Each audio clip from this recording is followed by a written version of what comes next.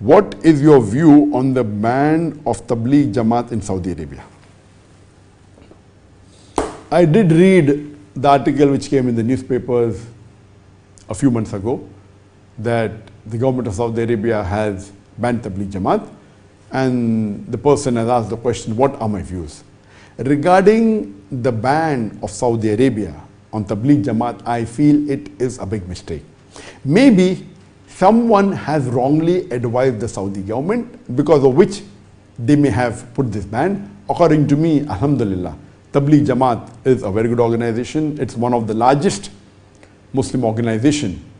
The Tabligh Jamaat belongs to the Ahl Sunnah wal Jamaat, and I totally disagree with this ban of Saudi Arabia on this Tabligh Jamaat. Maybe, I believe somebody has misinformed them or may have given some wrong information about Tabligh Jamaat. I remember in my college days, I have been with Tabligh Jamaat a few times. I even remember twice or thrice on 3 occasions.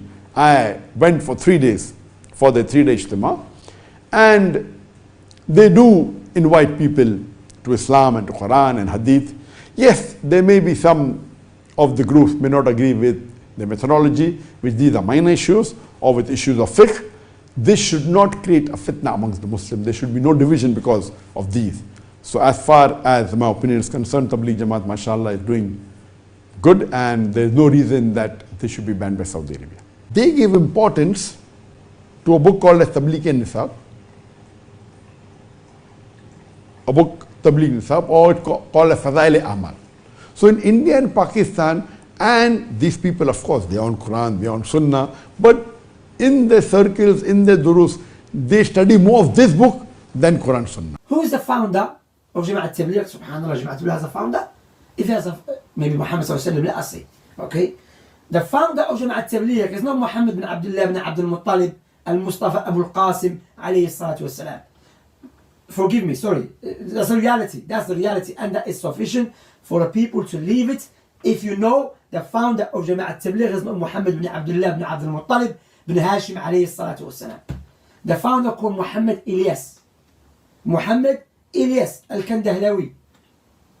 Okay, if I'm pronouncing this name correctly, Kandahlawi is a place in Hind. Muhammad Ilyas is buried in the mosque. And Prophet Muhammad said, may Allah's curse be upon the Yahud and Nasara. Why?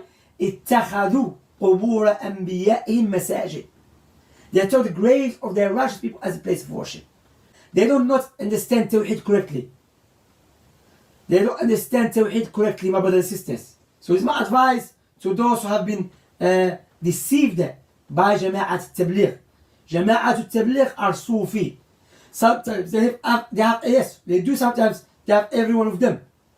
But their da'wah is based upon Sufiya. As a layman, I will not tell you what they really believe. And as I mentioned, people say, have you spoke to them? I spoke to them. I've experienced not with 2 or 3, many of them, with the heads of them.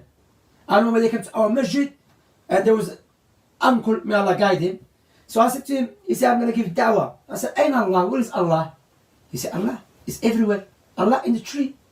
And one of their main principles was a khuruj. 40 days. Why 40 days?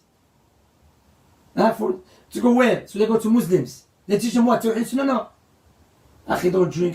It's good, but there is a way. There is aham thumma al-aham. There's first thing to start with, Tawheed and Sunnah. But they don't want against the shirk in detail. And they don't quote Sunnah in detail. And want against the bid'ah in detail. Why? Because the book they have, which is Tabligh Nisab, or Fadail al-A'mal as they call it, this book is full of bid'ah, full of ahadith, mawdu'a, fabricated narrations. Stories in there is true lie. Like one of the stories we mentioned there, like one day Sheikh came, he said, tomorrow I'm dying, on first day, so I'm going to die, and after Asr or something. So he said he died, so he died, he said, so when he was washing him off, tried to bury him, his eyes open. And he said, I thought you died. He said, no, those who give da'wah don't die. What's up? It's khurafat, my brothers and sisters. I read that book. There's many ahadith makdhuba an Nabi alayhi salam. And that's what they ham. They ham just bring people, open the book, read Riyadh Salihin. Something is good. But that's not the way, ikhwa. So my advice to you, my brother or my sister, if you've been affected by Jama'at Tabligh, leave the emotional side. قرآن السنة منهج السلف.